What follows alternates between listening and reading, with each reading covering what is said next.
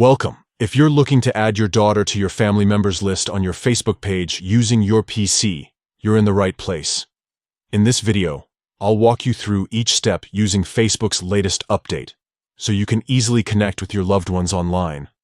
First, open your browser and head over to facebook.com. Log into your account if you haven't already.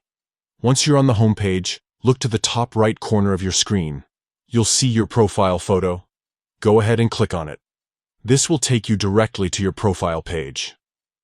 Now that you're on your profile, look for the menu options just below your cover photo. Click on the About section. This is where you can manage all your personal details, including your family connections. On the left-hand side, you'll see a list of categories. Scroll down and find the one labeled Family and Relationships. Click on it to open up your family details. Next, look for the option that says Add Family Member. Click on this, and a new window will pop up where you can enter the details of your family member. Start typing your daughter's name in the search box.